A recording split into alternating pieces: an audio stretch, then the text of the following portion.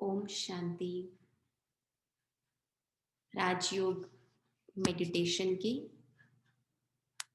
दूसरे सेशन में आप सभी का स्वागत है। कल हमने समझा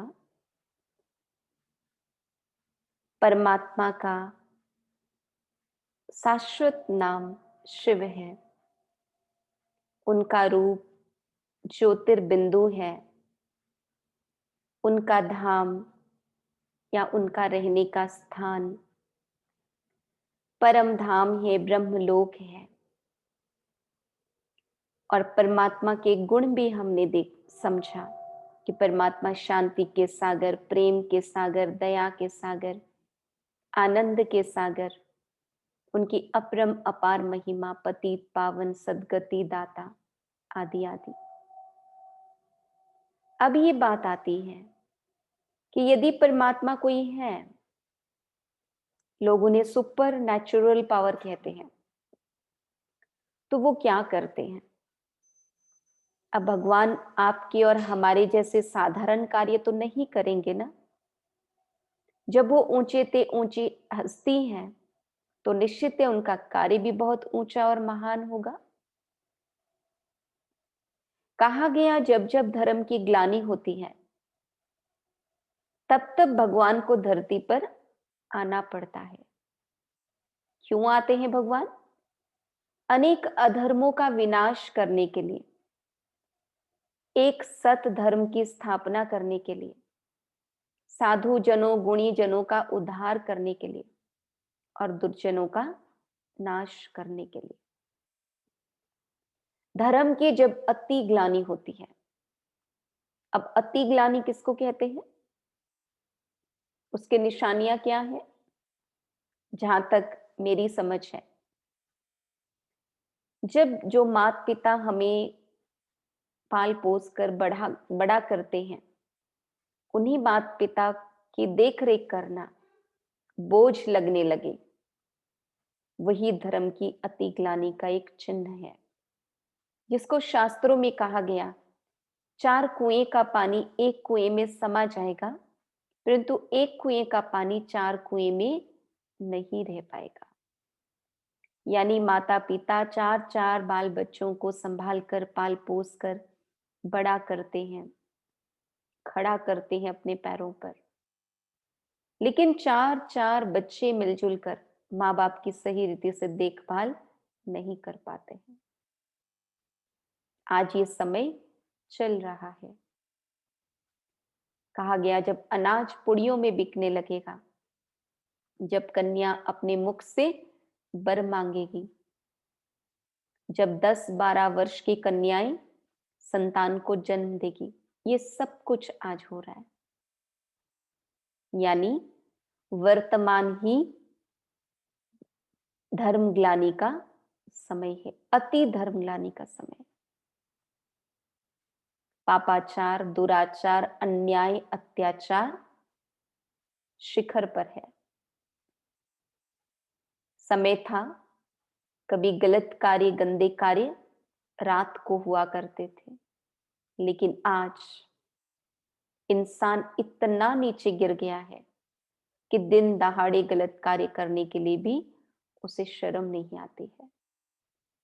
तो परमात्मा हमें समझाते हैं, यही अति धर्म ग्लानि का समय है, यानी परमात्मा का अवतरण का समय है। आप और हम अपनी रिस्पॉन्सिबिलिटीज को टेकअप करने में, निभाने में देर कर सकते हैं, हो सकता है हम भूल जाएं, लेकिन परमात्मा तो अपनी रिस्पॉन्सिबिलिटी नहीं भूल सकते हैं ना। तो यदि ये अति धर्म ग्लानि का समय है तो फिर परमात्मा को अवतरण भी लेना चाहिए, विवेक कहता है। और सच तो ये है कि परमात्मा का दिव्य अवतरण इस धरती पर हो चुका है। जी हाँ, परमात्मा का दिव्य अवतरण इस धरती पर हो चुका है। क्यों परमात्मा को धरती पर आना होता है? कहा गया अधर्म की दुनिया का विनाश, धर्म की दुनिया की स्थापना। अब आप जरा सोच के देखिए, जब हम कहते हैं दुनिया खराब है, उसका सीधा सा अर्थ क्या है? दुनिया में रहने वाले खराब है, इसलिए दुनिया खराब है।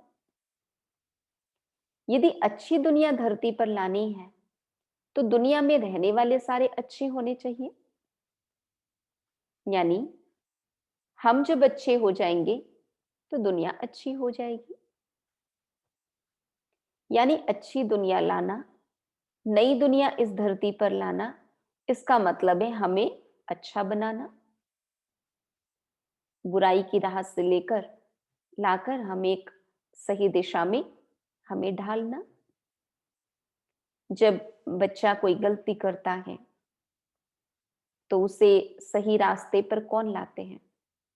आप कहेंगे बहन जी, ये माता पिता का कार्य होता है, बड़ों का काम होता है।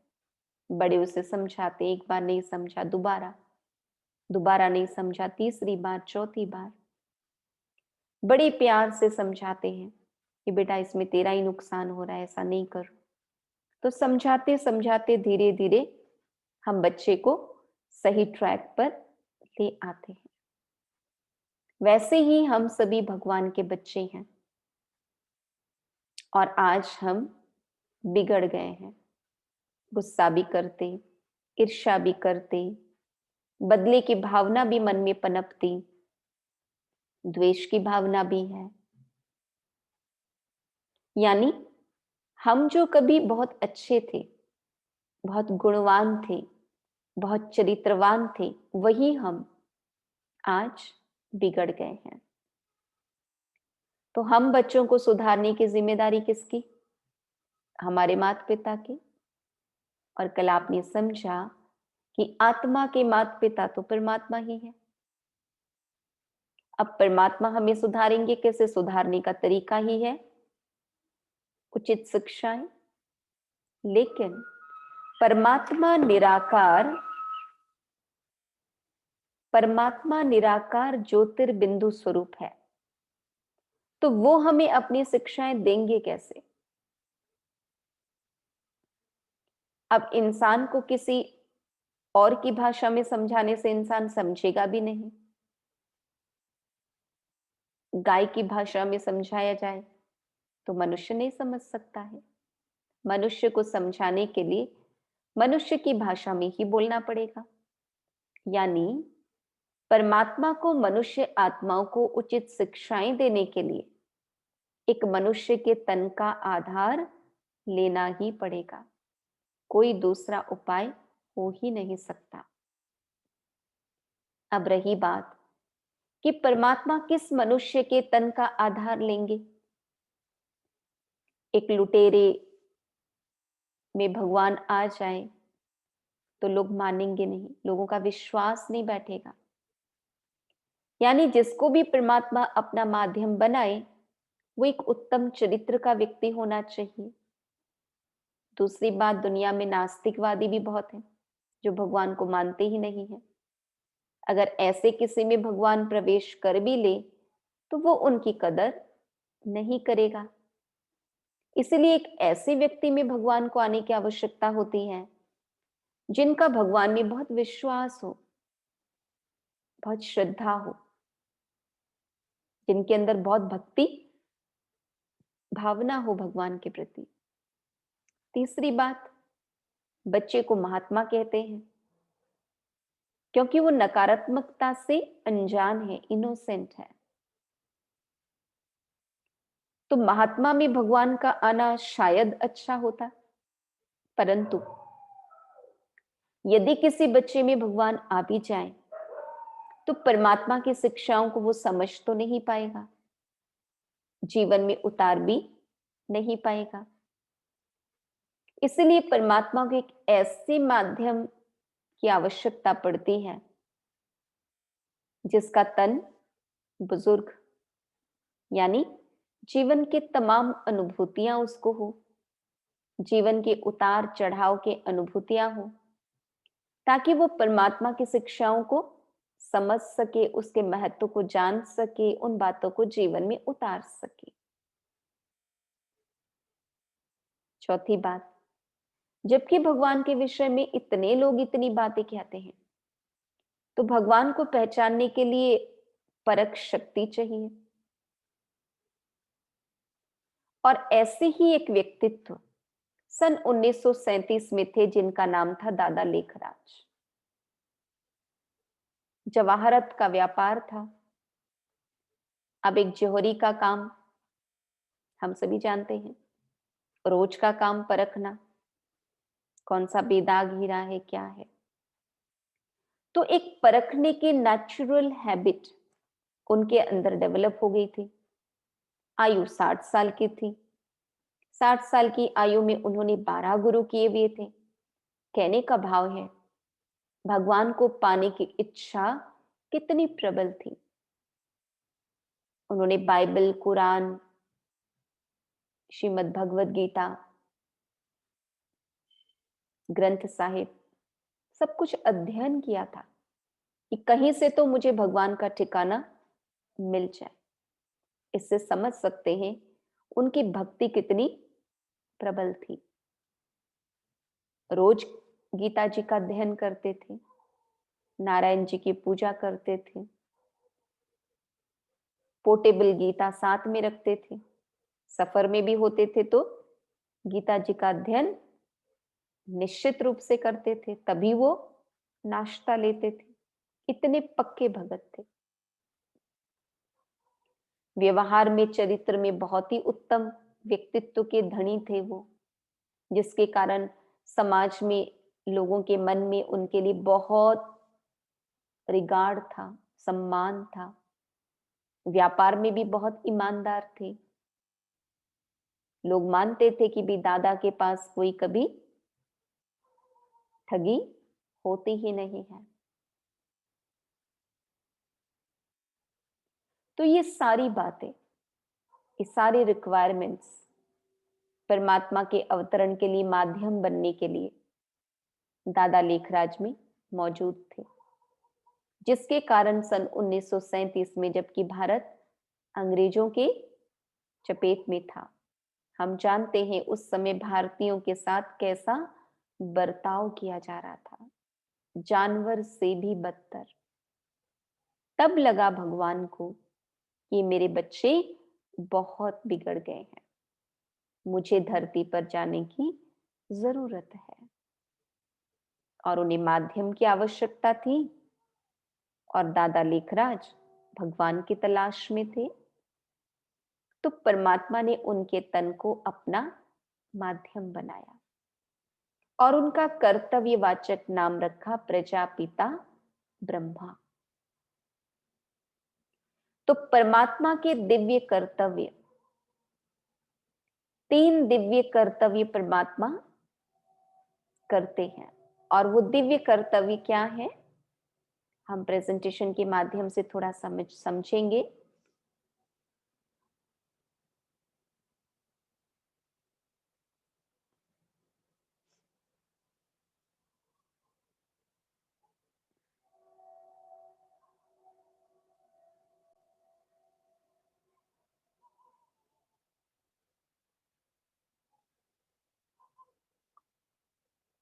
हम इंग्लिश में कहते हैं गॉड, GOD।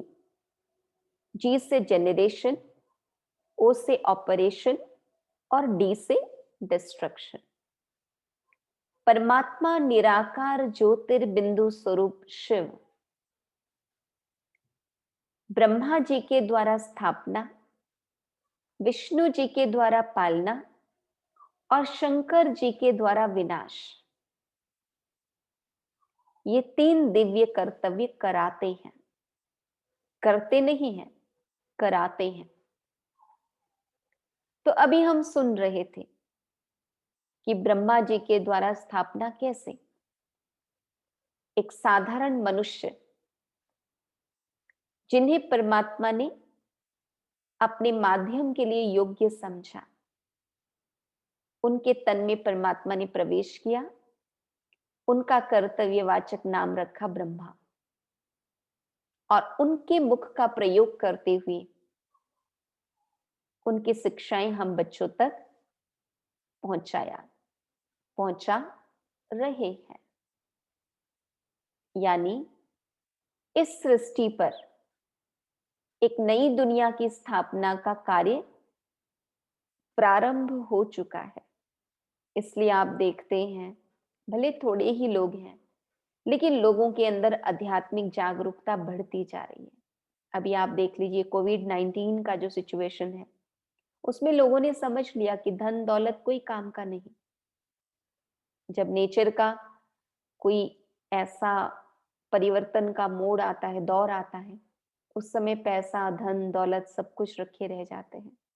आपके वश में कुछ नहीं होता। लोग घरों में सब लोग बंद हो गए।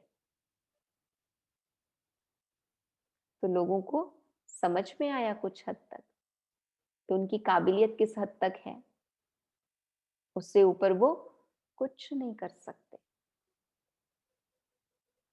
तो एक सत धर्म की स्थापना, और वो सत धर्म है आदि सनातन देवी देवता धर्म, जो भारत का प्राचीनतम धर्म है। आज लोग प्राय है। आज लोग अपने को हिंदू, मुसलमान, सिख, ईसाई, बौद्ध, जैनी कहते हैं। बहुत ही कोई विरले आपको मिलेंगे जो कहेंगे हम सनातन धर्म के हैं। वास्तव में यही सनातन धर्म, जिसका संपूर्ण नाम है आदि सनातन देवी देवता धर्म, यही भारत का मूल धर्म है, प्राचीनतम धर्म है, जो आज लगभग लोप हो गया है, जिसकी पुनः स्थापना के लिए परमात्मा धरती पर अवतरित हो चुके हैं सन 1937 से। यानी 84 वर्षों से परमात्मा का दिव्य कर्तव्य चल रहा है। दूसरी तरफ शंकर जी के द्वारा विनाश। शंकर जी के हाथ में त्रिशूल दिखाते हैं।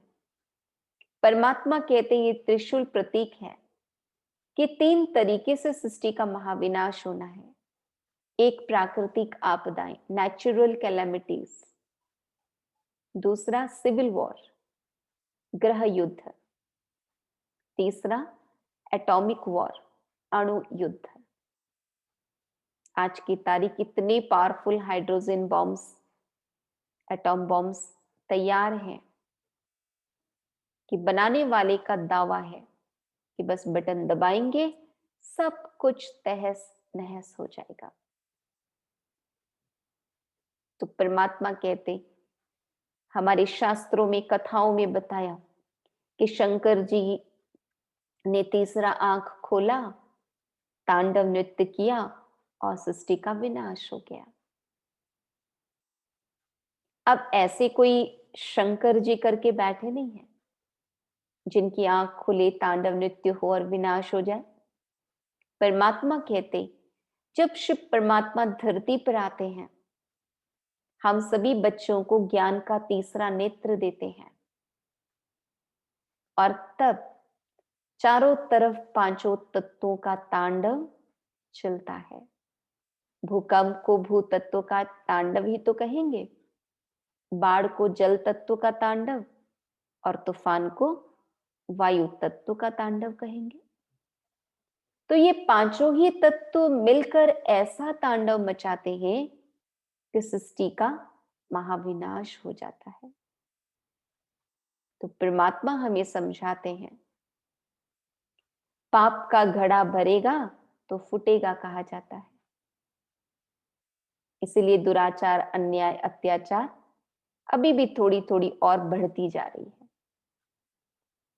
घड़ा भर जाएगा तो फूटेगा अवश्य।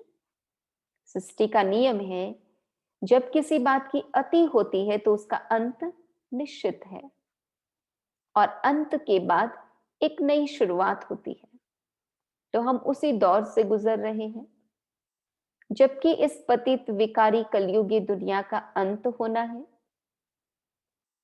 सत्युगी पवित्र निर्विकारी दुनिया का इस धरती पर पुनः आगमन होना है।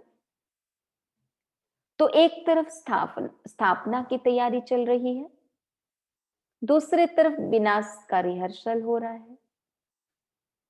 है ना, छोटे मोटे कुछ कुछ होते रहते हैं। और ये बातें और ही भयंकर रूप लेकर आगे से आगे हमारे सामने आने वाली है, क्योंकि आखिर विनाश तो होना ही है। कलयुगी दुनिया के विनाश के बाद इस धरती पर सतयुगी दुनिया आएगी। परमात्मा हमें समझाते हैं दुनिया एक ही है। सतयुग था, वही अभी कलयुग है, और यही कलयुग फिर सतयुग में ट्रांसफॉर्म होगा, और वो परिवर्तन करने वाले स्वयं परमात्मा है। तो परमात्मा कहते जो आने वाली दुनिया है, वहां पर पालनकर्ता कौन होंगे? कोई भी राज्य के पालनहार राजा रानी होते हैं। तो आने वाली सतयुगी दुनिया में विश्व महाराजन श्री नारायण होंगे, और विश्व महारानी श्री लक्ष्मी जी होंगी। श्री लक्ष्मी और श्री नारायण का कंबाइंड फॉर्म चतुर्भुज विष्णु है। विष्णु जी को 4 भुजा दिखाते हैं। अब रियलिटी में किसी के 4 हाथ होते तो नहीं है, निश्चित है, ये प्रतीक है। तो ये चतुर्भुज रूप श्री लक्ष्मी और श्री नारायण का कंबाइंड रूप है, जो कि गृहस्थ धर्म का प्रतीक है। लक्ष्मी जी के 2 भुजा और नारायण जी के 2 भुजा मिलाकर विष्णु जी के 4 भुजा, जो कि नई सृष्टि की पालना करेंगे। परमात्मा वर्तमान समय हमें कहते कि विष्णु जी के समान, श्री लक्ष्मी श्री नारायण जी के समान चरित्रवान गुणवान बनना ही हमारे जीवन का असली लक्ष्य है। आज स्कूल कॉलेज में बच्चे कहते हैं, भी क्या एम है तुम्हारा? तो कहते हैं डॉक्टर बनूंगा, पायलट बनूंगा, साइंटिस्ट बनूंगा, जज बनूंगा। तो ये तो मात्र एक प्रोफेशनल एम है, परंतु जीवन का असली लक्ष्य है नर ऐसी करनी करे जो श्री नारायण समान बने, नारी ऐसी करनी करे जो श्री लक्ष्मी बने, और वो श्रेष्ठ कर्म करना श्री लक्ष्मी श्री नारायण समान बनना। उसके लिए हमें मार्ग प्रदर्शना स्वयं परमात्मा कर रहे हैं। हम आत्माओं के पिता, वही टीचर बनकर, शिक्षक बनकर हमें वो सारी शिक्षाएं दे रहे हैं जिससे हमारे जीवन में सकारात्मक परिवर्तन आ जाए।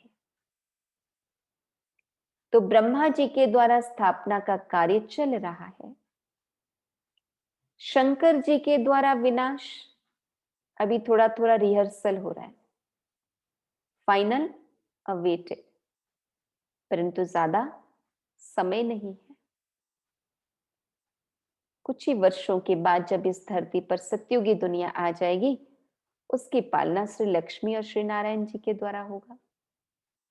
आप देखेंगे जितने भी देवी देवताएं भारतीय संस्कृति में बताए हुए हैं, उनमें से किसी के भी बाल सफेद नहीं दिखाते हैं। एक ब्रह्मा जी हैं जिनको सफेद बाल दिखाते हैं। परमात्मा समझाते, क्योंकि वृद्ध मानव तन में परमात्मा आते हैं और उनका नाम प्रजापिता ब्रह्मा रखते हैं। इसी के कारण ब्रह्मा जी को सफेद बाल दिखाए हैं, ब्रह्मा जी को वृद्ध दिखाया गया है।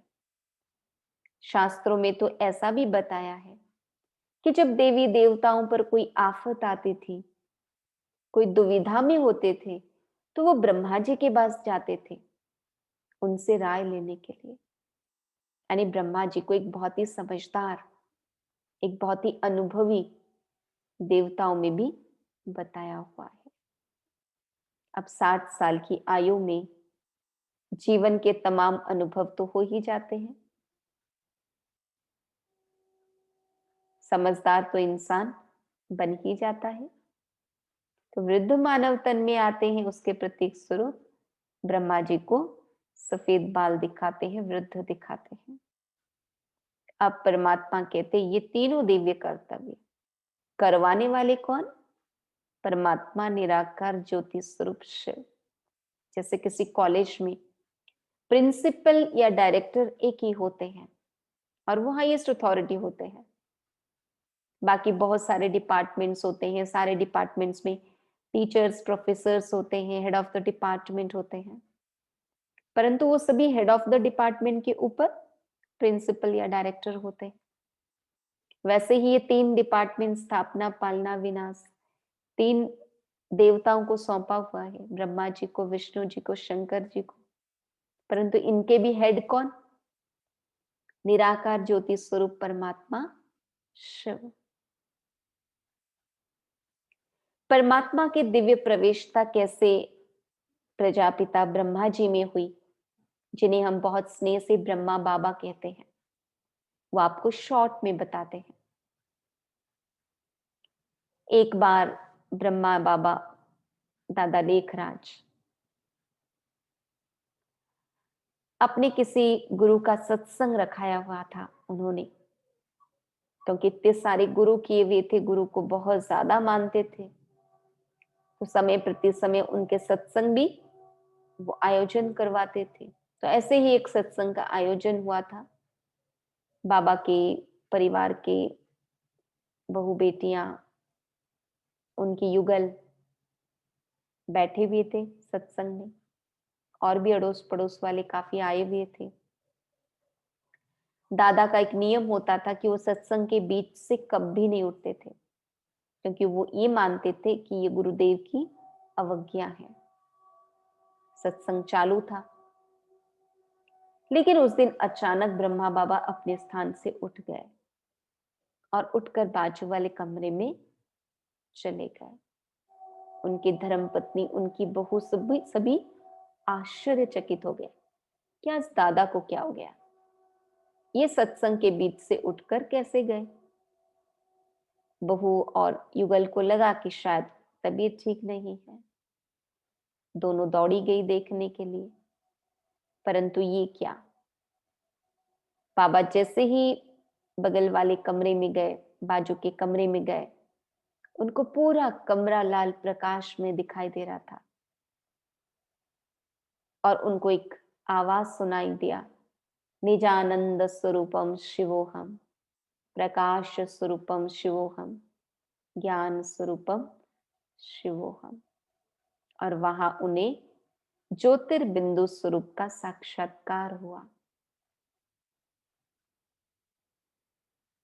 जैसे ही उनकी बहू उनके पास पहुंची देखने के लिए कि भी दादा को कुछ हुआ तो नहीं, तो उन्होंने देखा दादा तो एकदम मग्न अवस्था में थे।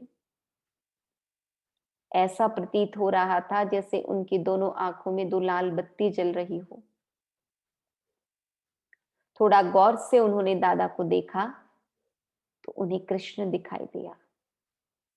फिर आंख बंद करके आंख खोला तो दादा लेकर आज, फिर पलक झपकाते ही श्री कृष्ण। वो इतना तो समझ गई कि कोई सेहत वाली बात नहीं है, दादा कुछ दिव्य अनुभूतियों में खोए हुए हैं, तो वो लौट आती हैं। वही वो समय था जबकि उन्हें आभास हुआ कि ये ज्योतिर्बिंदु मेरे देह का उपयोग करना चाहती है। अब ये भगवत गीता का अध्ययन करते थे, उन्हें पता था शरीर नाशवान है, आत्मा तो अजर अमर अविनाशी है। तो उनके मन में एक विचार आया कि यदि कोई दैवी शक्ति, परम शक्ति मेरे शरीर का उपयोग करना चाहती है तो मुझे क्या हर्जा। और वही वो घड़ी थी जबकि परमात्मा ने उनके तन में दिव्य प्रवेश किया, परंतु उनको भी नहीं पता था कि भगवान ने उनके शरीर में प्रवेश किया है। उन्हें कुछ दिनों के अंदर कुछ एक साक्षात्कार हुई। उन्होंने साक्षात्कार किया चतुर्भुज विष्णु का और उन्हें अंदर आभास हुआ अहम चतुर्भुज ततत्वम, वो सोचने लगे, चतुर्भुज विष्णु तो भगवान है जिनकी मैं पूजा करता हूं, मैं कैसे विष्णु हो सकता। दौड़ कर गए गुरुदेव के पास। गुरुजी से पूछा, गुरुदेव ये कैसा साक्षात्कार? क्योंकि उनका ये मानना था साक्षात्कार गुरु कृपा से होती है। तो गुरुजी ने कहा, कैसा साक्षात्कार, मुझे नहीं मालूम। तब उनको लगा कि ये गुरु की शक्ति से ऊपर कोई शक्ति है जो मुझे ये सारी दिव्य अनुभूतियां करा रही है। तो पहले ही भगवान को ढूंढ रहे थे, अब उनकी खोज और तीव्र हो गई। फिर उनको साक्षात्कार हुआ कलयुगी दुनिया के महाविनाश का। उन्होंने देखा भूकंप, बाढ़, सुनामी, बहुत छोटे छोटे सूक्ष्म जिसे एटॉम बॉम्ब कहते हैं उनका विस्फोट हो रहा है, सब कुछ खत्म हो रहा है। और वो दृश्य इतना भयंकर था, इतना भयंकर था कि वो चिल्ला उठे कि बस करो, इस दृश्य को मैं आगे और नहीं देख सकता। परंतु इस दृश्य के बाद उनके मन में बहुत वैराग्य आ गया। उन्हें ये बात स्पष्ट समझ में आ गई, ये दुनिया, ये लोग जिसको हम मेरा मेरा कह रहे हैं, समझ रहे हैं, आखिर वो दुनिया नहीं रहेगी। फिर उनको एक विजन हुआ जिसमें उन्होंने देखा ऊपर से ज्योति, जिसको उल्का कहते हैं, उल्का खिसक कर आती है और नीचे धरती पर बहुत सुंदर दिव्य शरीर धारण करती है। बहुत ही सुंदर दुनिया। शेर और बकरी एक ही घाट पर पानी पी रहे हैं। बहुत सुंदर फल फूल बगीचा, बहुत सुंदर दुनिया। सोने के महल, हीरे जवाहरात जड़े हुए। फिर उन्हें आभास आता है ये दुनिया तुम्हें बनानी है। वो सोचते हैं मैं सामान्य मनुष्य, मैं कैसे ऐसी दुनिया बना सकता हूं। तो ये सारी बातों को लेकर थोड़े उलझे हुए थे। अच्छा अवश्य लग रहा था, परंतु अंदर कुछ उलझन भी थी। जब उनके तन में प्रविष्ट परमात्मा निराकार ज्योति स्वरूप शिव, जो कि आत्माओं के पिता होने के नाते से जिन्हें हम प्यार से शिव बाबा कहते हैं, जब उनके तन में प्रविष्ट शिव बाबा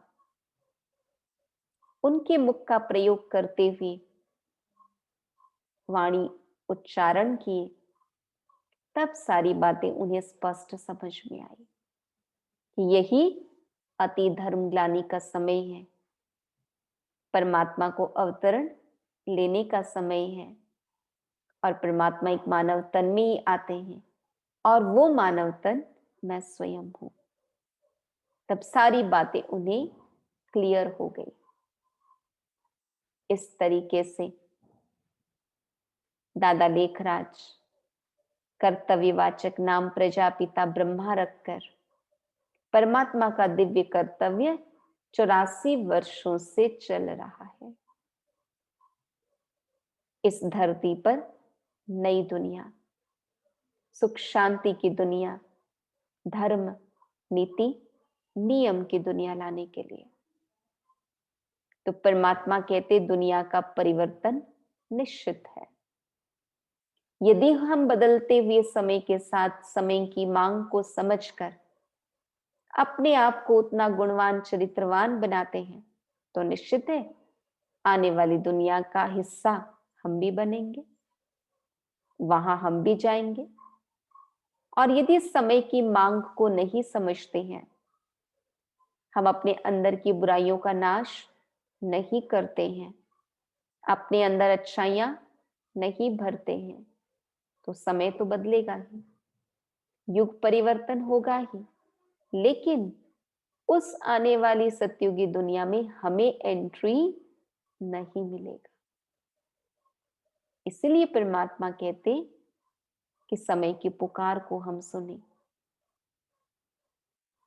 भगवान के दिव्य अवतरण की बात को हम प्रॉपर समझें और वो पिता परमात्मा जो टीचर बनकर डायरेक्ट हमें ऊंची शिक्षाएं दे रहे हैं, उसको समझकर जीवन में उतारकर अपने जीवन को सारे संसार के सामने एक आदर्श जीवन के रीति से प्रस्तुत करें। फिर यहाँ पे बताया है, परमात्मा धरती पर कलयुग के अंत और सत्युग के आरंभ के संधि काल में आते हैं, जिसे कयामत का समय कुरान में कहा गया है। परमात्मा कहते यही वो कयामत यानी विनाश का समय है, जबकि चारों तरफ अज्ञान अंधकार है। काम, क्रोध, लोभ, मोह, अहंकार में इंसान आज फंसा पड़ा है। ऐसे समय में परमात्मा धरती पर आते हैं, ज्ञान की रोशनी देते हैं, जिस रोशनी से अंदर बैठे राक्षस काम, क्रोध, लोभ, मोह, अहंकार का नाश हो जाता है। परमात्मा कहते हमारे दुश्मन कोई और नहीं, हमारे दुश्मन ये 5 विकार ही हैं, जो हमें सही रास्ते से भटकाकर गलत रास्ते पर ले जाते हैं, जिसका नतीजा हमें दुख और अशांति भुगतना पड़ता है। यानी परमात्मा ने हमें समझाया दुख अशांति का मूल कारण 5 विकार हैं, काम, क्रोध, लोभ, मोह, अहंकार, जिन्हें असुर के रूप से पर्सोनिफाई किया गया है। परमात्मा कहते कोई इतने बड़े बड़े नाखून वाले, दांत वाले, सींग वाले असुर होते ही नहीं है। इंसान जब कोई विकार के वशीभूत हो जाता है, तब उसकी बुद्धि काम नहीं करती है। वो कुछ भी गलत, कितनी भी बड़ी गलती कर लेता है। जब उसके सिर पर भूत यानी ये असुर यानी ये 5 विकार सवार होते हैं, तब मनुष्य असुर, राक्षस समान बन जाता है। हिंसा करना, मारपीट करना, लड़ना, झगड़ना, सब कुछ वो करता है। तो परमात्मा कहते, परमात्मा के ज्ञान की रोशनी को अपने अंदर में भरते हुए अंदर के अंधकार को, 5 विकार को हमें धक्का मारकर बाहर निकालना है। फिर देखिए चित्र में बताया, शिव और शंकर एक नहीं है। आप ये जो बाएं तरफ प्रतिमा देख रहे हैं गले में सांप वाला, वो शंकर जी है। और शिवलिंग, जो लिंग का रूप देख रहे हैं, वो शिव जी का प्रतीक बनाया गया है भक्ति में। परमात्मा कहते मेरा रूप कोई लिंग रूप नहीं है, यह भी तुमने अपनी कल्पना से बनाया है। मेरा रूप तो अति सूक्ष्म ज्योति बिंदु है। अब आप सोचिए, यदि शंकर जी भगवान होते तो फिर वो साधना किसकी कर रहे हैं? वो तपस्या क्यों कर रहे हैं? तपस्या कर रहे हैं यानी उनको कोई ना कोई प्राप्ति की आश है। तो इसलिए परमात्मा कहते शंकर देवता है, लेकिन शिव परमात्मा है। शंकर विनाश करता है। शंकर जी के द्वारा कभी स्थापना या पालना नहीं कहा जाता, शंकर जी के द्वारा विनाश। परंतु शिव कल्याणकारी है, और कल्याण अर्थ वो स्थापना, पालना, विनाश तीनों करवाते हैं। परमात्मा शिव क्रिएटर है, रचयिता है, और शंकर देवता रचना है। परमात्मा शिव निराकार है और शंकर जी आकारी है। तो दोनों एक कैसे हो सकते हैं? परंतु अज्ञानता के वश हमने शिव और शंकर को एक कह दिया। परंतु आप देखिए, शिवरात्रि में कभी भी कोई प्रतिमा की पूजा, शंकर जी की प्रतिमा की पूजा कभी नहीं करते।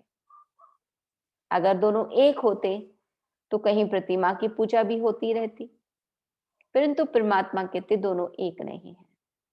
इसलिए शिवरात्रि में जहां तहां शिवलिंग स्थापित है, वहां लोगों की भीड़ उमड़ती है।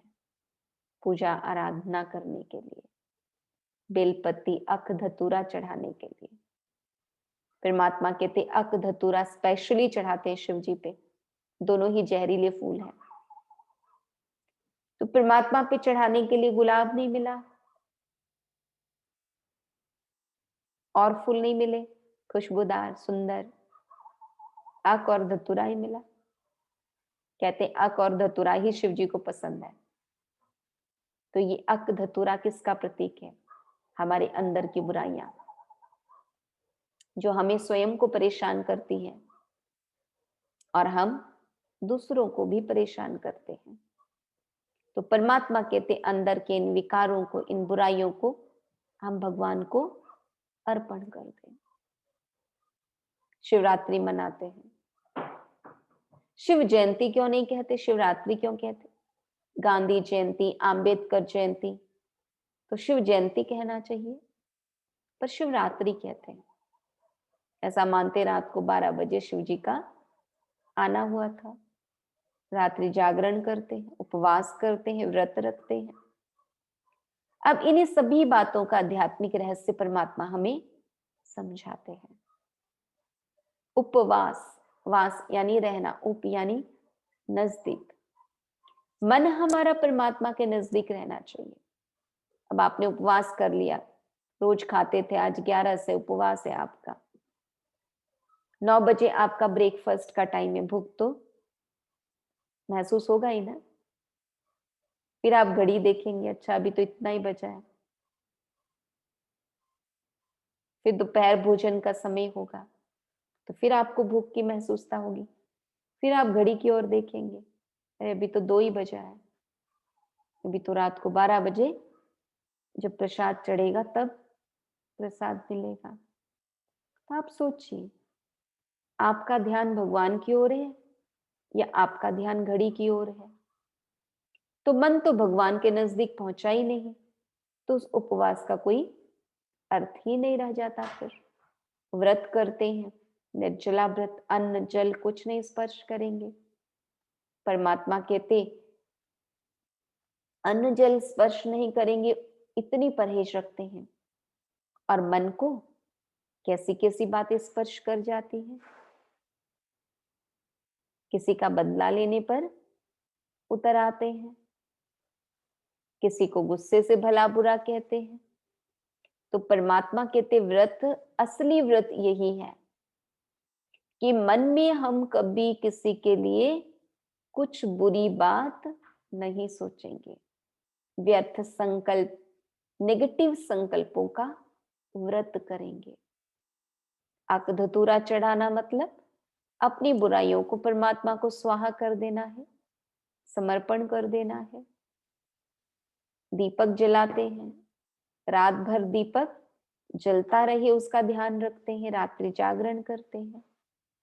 तो परमात्मा कहते आत्मा की ज्योति को ऐसा जला दो कि ये ज्योति कभी बूझ न जाए, यानी मैं आत्मा हूं, ये स्मृति कभी विस्मृत न हो जाए।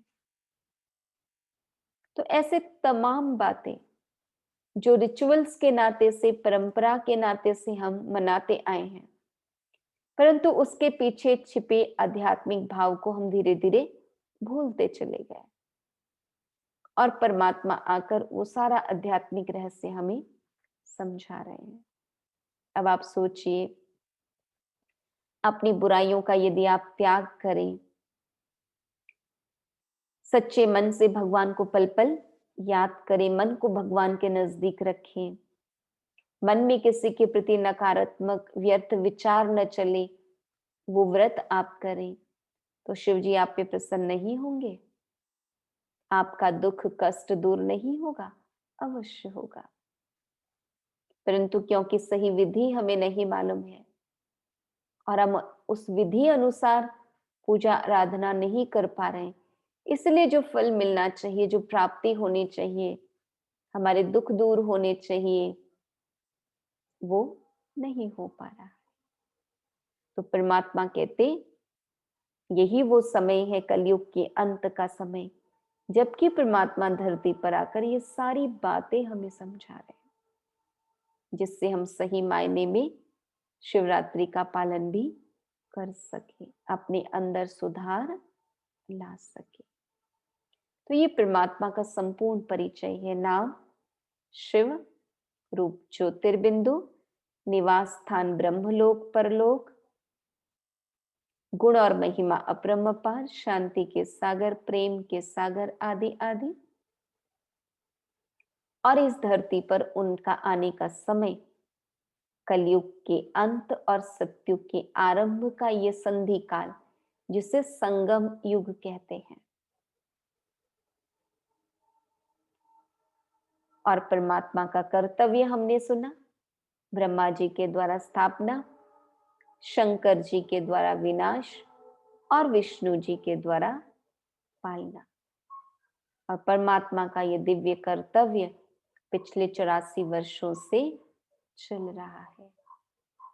तो हमारी जिम्मेवारी बनती है कि हम उनकी शिक्षाओं को ध्यान पूर्वक सुने, समझे और जीवन में उतारे।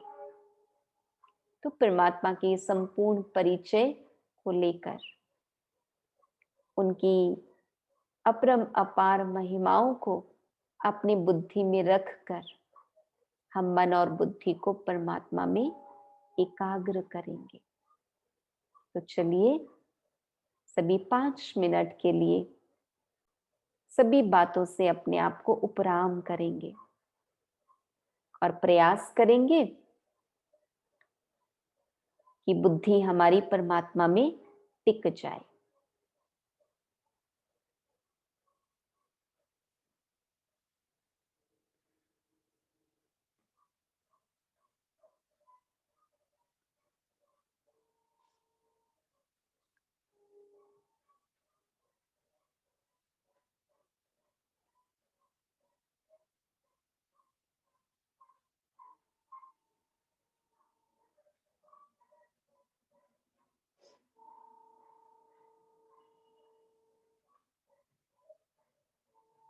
ओम शांति।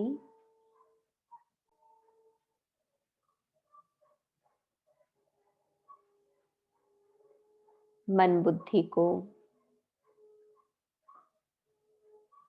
कुछ देर के लिए एकाग्र करें, मस्तक के बीच।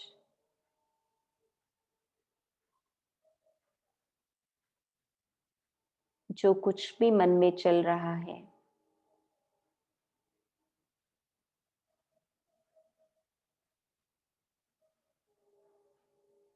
उसे कुछ देर के लिए पोस्टपोन करें।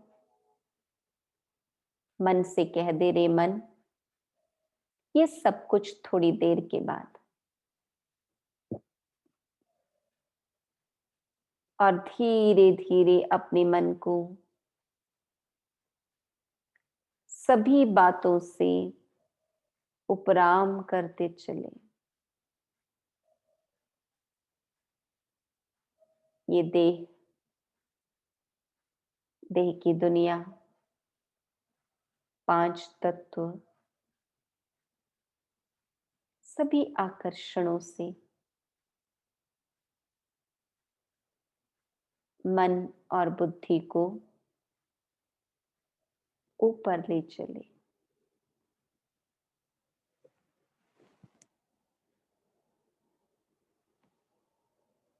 मस्तक के बीच अपने आप को एक अति सूक्ष्म ज्योति बिंदु के रूप में देखें।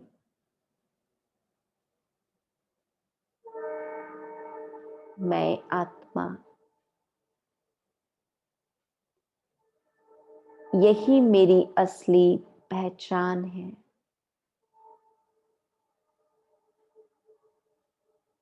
बुद्धि रूपी नेत्र से आत्मा ज्योति को स्पष्ट रूप से देखें।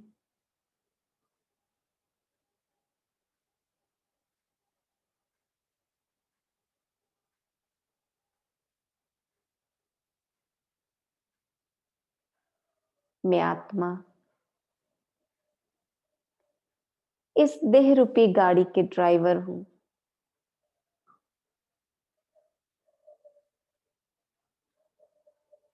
कर्म इंद्रियों का राजा हूं।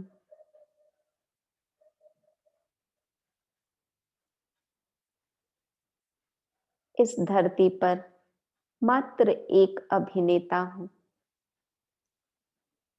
मेरा शाश्वत नाता पिता परमात्मा से है, प्यारे शिव बाबा से है।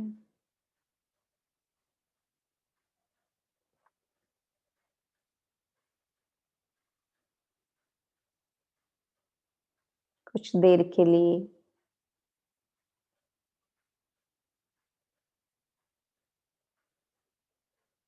इस देह की दुनिया से, यहाँ के सभी आकर्षणों से पार आत्मा पंछी अपने निज धाम नीले आसमान से पार सुनहरे लाल प्रकाश की दुनिया में पहुंच गई। चारों तरफ अद्भुत शांति है।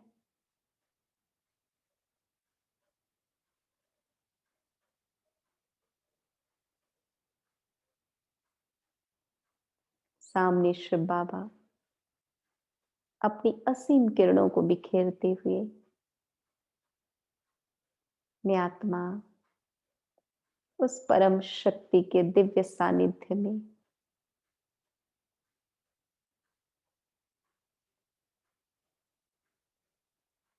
परमात्मा का ज्योतिर्बिंदु रूप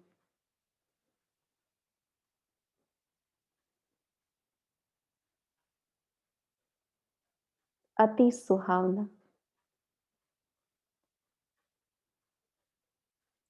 उनकी दिव्य किरणें मुझ आत्मा पर पड़ रही है।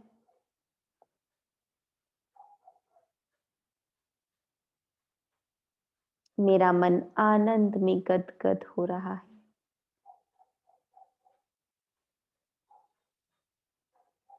भगवान जिसे सारी दुनिया ढूंढ रही है, मैं उनके पावन सानिध्य में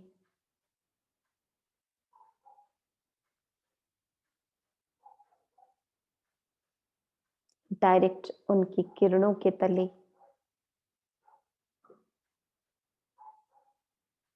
महसूस करें परमात्मा की असीम किरणें मुझ आत्मा में समा रही हैं।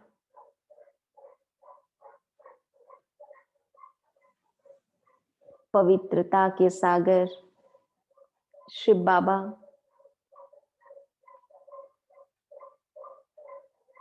उनके पवित्र प्रकंपन मुझ आत्मा को पावन बना रही है। मैं एक शुद्ध पवित्र आत्मा हूं।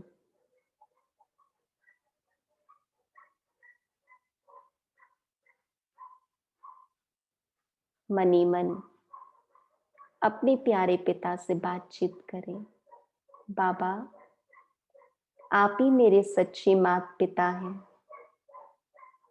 मेरे शिक्षक, स्वामी, सतगुरु सब कुछ है।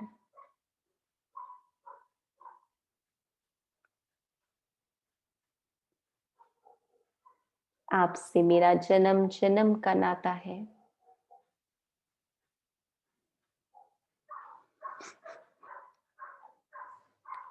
मैं कितनी न भाग्यशाली आत्मा हूं जो आपकी नजर मुझ पर पड़ी।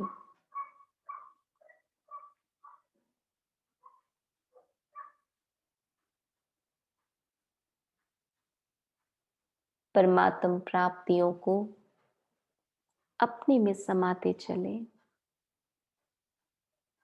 प्यारे शिव बाबा से सतरंगी किरणें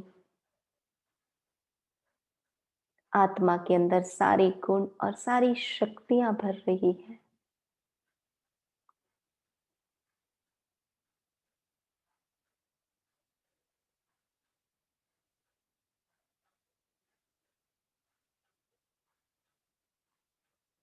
शिव बाबा की पवित्रता के प्रकंपन को महसूस करते हुए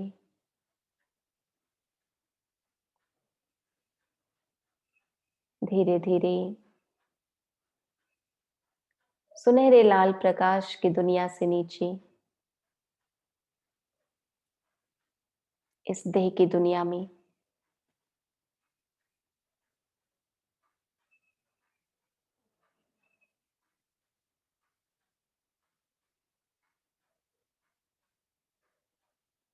मस्तक के बीच विराजमान हो जाए।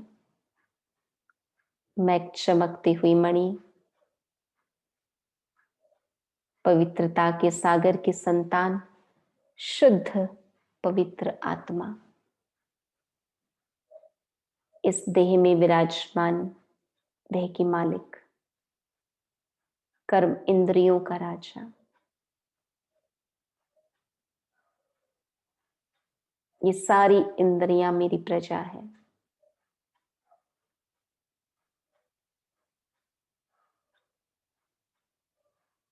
मुझे मेरे सर्व इंद्रियों को अपने नियंत्रण में रखते हुए सदैव अच्छा देखना है, अच्छा सुनना है, अच्छा बोलना है।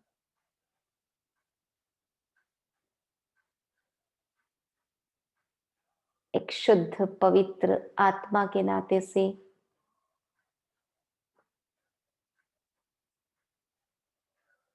मन वचन कर्म व्यवहार संबद्ध संपर्क सब में शुद्धि अपनानी है।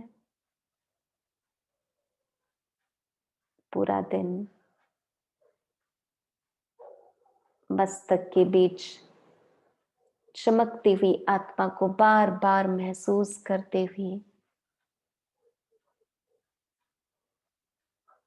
पवित्रता के प्रकंपन, हर वस्तु, हर व्यक्ति, प्रकृति के हर एक तत्व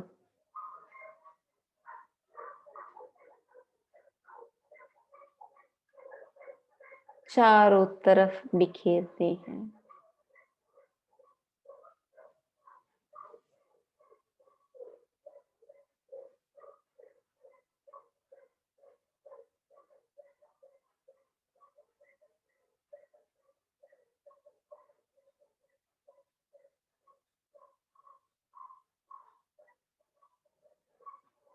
ओम शांति।